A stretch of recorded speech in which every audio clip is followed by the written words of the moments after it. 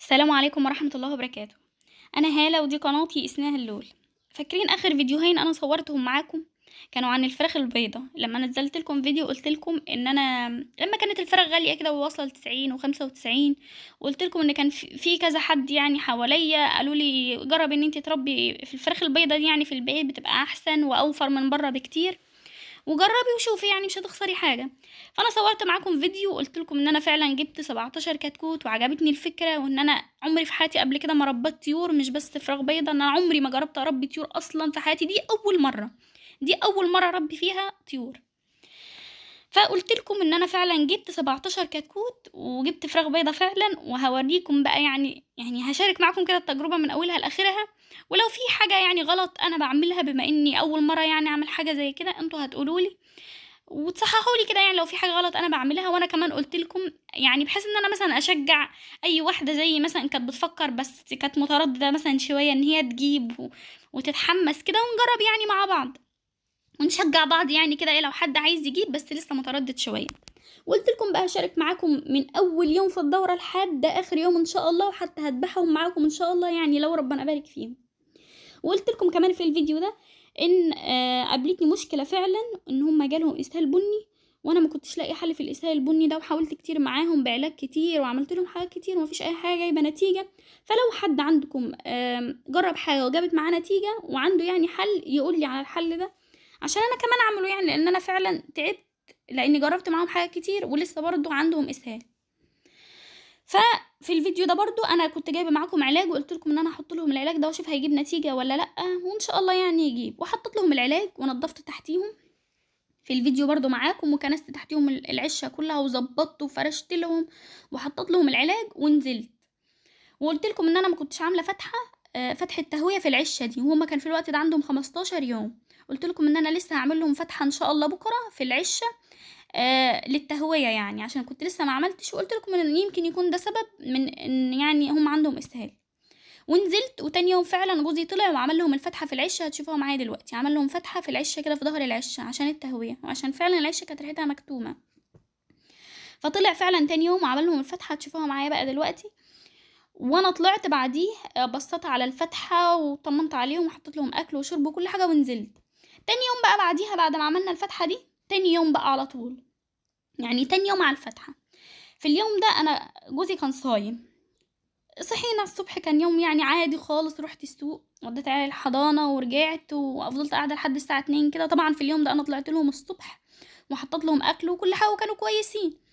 وبعد كده رحت ولادي جوه من الحضانه ورحنا رايحين السوق وجبنا سمك وحاجات، جوزي يعني كان صايم، وجيت وعملت الاكل.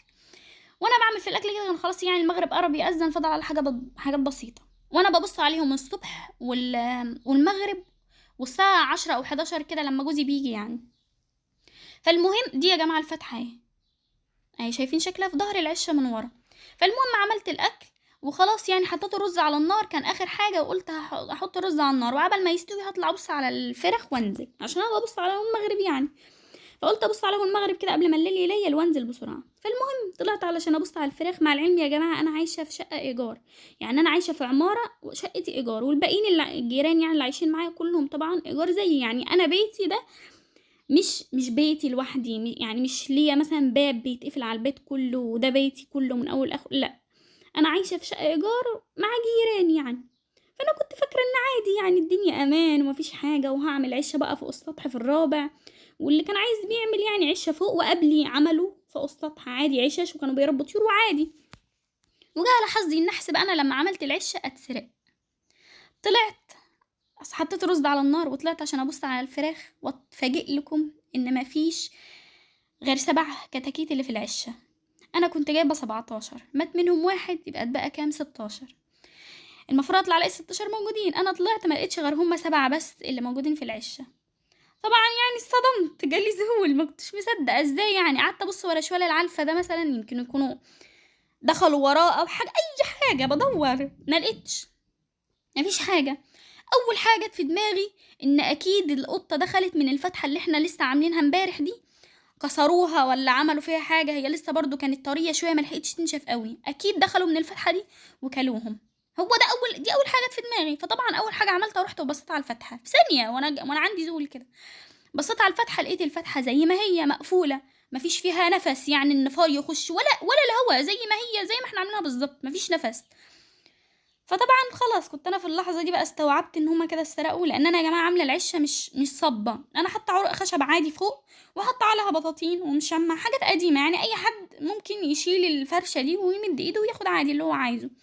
وكمان مستوى العشه يعني مستوى ارتفاع العشه مش عالي قوي، عادي ممكن تحطي ايدك يعني وتطولي، هتتعبي شويه بس يعني اللي بيمد ايده يعني هيتعب شويه بس هيطول عادي.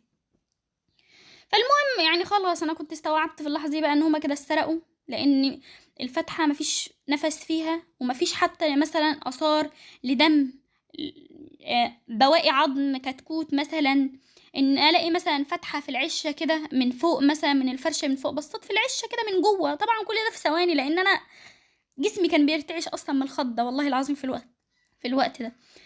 مش فكرة ان انا زعلت على الفلوس، والله الزعل على الفلوس اقل بكتير قوي من الخضة اللي الواحد يعني اتعرض لها، واقل بكتير من الزعل على الحماس اللي كان عندي، وان انا كنت فرحانة بيهم، وان انا دي اول مرة في حياتي ان انا اربي طيور اصلا مش فراخ بيضة، فانا كنت متحمسة لهم وفرحانة بيهم قوي يعني. فحسبي الله ونعم الوكيل. نزلت اتخضيت طبعا قوي مجرد بس ان انا استوعبت ان هما كده اتسرقوا، وان انا واقفه كده على الرابع لوحدي والسطح مش ملفوف، خفت نزلت جري على تحت، اتصلت بجوزي وقلت له، قال لي خلاص مش مشكله بقى يعني ربنا يعوض علينا هنعمل ايه. جه سالنا كل الجيران وقلنا لهم، طبعا يعني ما حدش هيقول على نفسه حرامي ولا انا اللي سرقت، فخلاص يعني هنعمل ايه، رضينا بقى بالامر الواقع وحسبي الله ونعم الوكيل. وبس هو ده اللي حصل. حبيت ان انا اقول لكم ان الفراخ اللي انا جبتها وكنت عايزه اشارك معاكم من اول يوم لاخر يوم مش باقي منهم دلوقتي غير 7 وال9 اتسرقوا. فعايزاكم بقى كل اللي يخش الفيديو يقول حسبي الله ونعم الوكيل، انا عايشه حياتي كده داعي عليهم، انا عارفه ان هي مش حاجه كبيره قوي بس هم ضايقوني، يعني ضايقني اللي سرق ده ضايقني قوي يعني بان هو كسر فرحتي بس. فحسبي الله ونعم الوكيل. وعايزه اقول لكم بقى على فكره ان انا دلوقتي خلاص مش زعلانه، انا يعني يمكن صوتي بس دلوقتي متاثر شويه عشان افتكرت بس، لكن الموضوع على فكره يعني اصلا بقاله دلوقتي حوالي 18 يوم او اكتر كمان. هما دلوقتي كبروا وربنا عوضني الحمد لله، السبعه اللي باقيين لي دول كبروا وحلو، اصور لكم فيديو ان شاء الله وهينزل لكم يعني باذن الله بكره او حاجه، وهتشوفوهم قد ايه كبروا وبقد ايه ان شاء الله، يعني الحمد لله ربنا عوضني فيهم بقوا حلوين قوي وانا راضيه والله الحمد لله، عارفه انه يعني ده خير ليا اكيد. طبعا زعلت الاول، كنت زعلانه قوي كمان، بس يعني اكتر حاجه كانت يعني كانت بتهديني او بتخليني احس انه يعني في 60 داهيه الحمد لله وان اكيد اللي حصل ده خير. فكره بس ان أنا يعني زي ما انتوا شفتوا السطح كده، السطح مش ملفوف، السطح على الرابع ومش ملفوف، يعني بعد الشر يعني بعد الشر وارد قوي ان في مره مثلا وانا طالع عيل من العيال يطلع ورايا ويقع من على السطح او حاجه بعد الشر يعني. فانا ما كنتش اصلا باخدهم معايا، بس يعني مين عارف يعني يمكن كان ده هيحصل. فانا بقول يعني يمكن ربنا فعلا شال عني الشر ده، او كان حاجه تحصل للعيال مثلا او كده، فدي الحاجه اللي بتخليني فعلا ابقى مش زعلانه، اقول لا بالعكس الحمد لله غرف 60 دقيقه مش مشكله، المهم ان العيال كويسين واحنا كويسين الحمد لله يعني. وبس زي ما بقول لكم بقى هما دلوقتي الحمد لله كبروا بقوا كويسين يعني خالص. انا طبعا نزلتهم تحت لان لو سبتهم هيتسرقوا تاني يوم عادي برضو خالص، برغم ان احنا يعني طبعا كلمنا كل الجيران وسالنا كل الشقق يعني، وزي ما بقول لكم محدش هيقول على نفسه حرامي، فالمهم يعني كله عرف. بس برضو مع ذلك عادي البجاحة هتوصل لان تاني يوم عادي والله جدا ممكن يتسرقوا برضو، اللي فكر يعمل كده مرة يعمل كده تاني مرة وتالت مرة عادي يعني.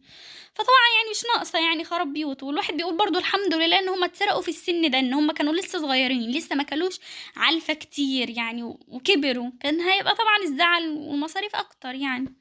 فالحمد لله على كل حال، والحمد لله انها يعني جت على قد كده. انا نزلتهم تحت وحطيتهم في البلكونة، والله العظيم تحت احسن من فوق، يعني هما مرتاحين تحت اكتر من فوق. البلكونة انا عملتها بسلكة، هوريكم كل حاجة في الفيديو الجاي ان شاء الله، والتهوية كده بقت احسن ومرتاحين احسن والحمد لله كبروا بقوا كويسين خالص يعني، اوريهم ان شاء الله. بس انا بقى حبيت ان انا اعمل لكم الفيديو ده ليه، علشان سبب واحد بس، ان كل اللي يدخل ايدي على الشخص اللي سرق فراخي زي ما انا بدعي، انا قلت لكل اهلي وكل اهلي وخالاتي وولاد خالتي كله بيدي على اللي سرق، فانا عارفه ان هو يعني مش هيعدي منها، هيلاقي عقاب ربنا يعني هيلاقي ان شاء الله. بس فكل اللي يدخل يقول حسبي الله ونعم الوكيل. زي ما بقول لكم انا والله العظيم ما زعلانه مش على الفلوس، والله ما فكره فلوس، فكره بس ان انت تجيبي حاجه ويعني وغير كده ان هي تبقى اول مره، يعني اول مره تعملي حاجه زي كده وتبقي فرحانه بيها ومبسوطه ومتحمسه وناويه بقى ان هي ان شاء الله لو مشيت معاكي كويسه هتجيبي تاني وتعملي تاني، وفجاه ما تلاقيهمش اصلا. يعني كل تخيلاتك دي تضيع كده، طموحاتك اللي عليتها فوق قوي دي راحت يعني. بس فخلاص يعني هو انا اللي مزعلني بس ان انا يعني كنت فرحانه بيهم قوي، وفجاه يعني ما لقيتهمش بقى. ربنا ينتقم من اللي عمل كده، حسبي الله ونعم الوكيل فيه، والله ما مسامحه، حسبي الله ونعم الوكيل. بس مش عايزه اي حاجه غير ان اللي داخل يقول حسبي الله ونعم الوكيل وبس كده. ان شاء الله ربنا هيعوضني، وهو اصلا عوضني والله، وهتشوفوا هم عاملين ازاي وكبروا ازاي، والحمد لله. بس كده، اشوفكم بقى على خير ان شاء الله الفيديو الجاي. وطبعا دي اول مره واخر مره ان انا هربي فوق السطح يعني، اكيد مش هربي تاني في البلكونه، يعني مش معقول. مع انه والله ولا عاملين ريحه وحشه تحت ولا اي حاجه، انا كنت متوقعه انهم يعملوا ريحه وكده، والله ولا عملوا اي حاجه، لان يعني في البلكونه فهو طول الوقت. فالمهم انا وكمان انا اللي زعلني غير ان هم سرقوا الفراخ، ان انا اتقهرت على فكره ان هم كده حكموا عليا ان انا مش هربي تاني في حياتي. مش بس مثلا ان انتي حاجتك اتسرقت، لا، ان انا اكيد يعني مش هغامر بقى وان انا اربي في العشه تاني فيسرقوا تاني. ففكره ان انا مش هربي تاني اصلا دي كانت حرقه دم. يعني انتوا مش بس خدتوا حكم، انتوا كمان حكمتوا عليا ان انا من اول مره انا عملت فيها هي اخر مره، اول مره ربيت فيها هي اخر مره. فبس دي كانت اكتر حاجه مضايقاني. بس فالله اعلم بقى، انا ممكن بعد كده اكمل تربيه في البلكونه والله ما اعرف، مش عارفه بصراحه. فبس متنسوش بقى تقولوا حسبي الله ونعم الوكيل في اللي عمل فيكي كده يا هلا، واللي سرق فراخك. حسبي الله ونعم الوكيل. واقسم بالله انا اخر حاجه كنت اتوقعها ان يعني حد يسرق فراخ. يعني الواحد بيشوف ناس بتسرق مثلا فلوس، تليفونات، حاجات زي كده، لكن حد يسرق فراخ؟ حد العبط ده؟ في حد يسرق فراخ يعني اكل؟ يعني في حد يقبل على نفسه وعلى اولاده ان هو يوكلهم مثلا اكل يعني اكل حرام؟ تخلف، والله العظيم تخلف. وانا كنت دايما بقول، يعني انا بقول لاميره وبقول لاحمد جوزي، بقول له والله العظيم هم بيفكروا غلط، والله هم الخسرانين. يعني هي الفراخ دي هتقضيهم قد ايه؟ يعني هم اصلا لسه صغيرين، بس خليها خدتهم وربتهم وكبروا فعلا وحلو وكل حاجه، هيقضوها قد ايه؟ يعني شهر، شهرين، سنه بالكتير، او هيخلصوا في الاخر. كده كده هتخلص، صح ولا لا؟ بس في الاخر هيبقى هم الخسرانين. فهم والله فعلا يعني بيفكروا غلط. اللي بيسرق ده يعني هو الخسران في الاخر، واكيد انا الكسبانه، لان زي ما بقولهم كده كان وارد ان يحصل حاجه وحشه، لا قدر الله عيل يطلع يقع من فوق السطح او حاجه. فربنا بعد عننا الشر ده. وكان موضوع السرقه ده مجرد سبب بس ان انا انزلهم تحت وان احنا نبقى في امان، بس بعيد عن السطح وكده يعني. فالحمد لله على كل حال، انا راضيه والله، وعارفه ان ده اكيد الخير ليا، وانا واثقه في ربنا، ومتاكده من خلال تجارب كتيره حصلت لي يعني في حياتي ان ربنا والله ما بيختار لي غير الخير.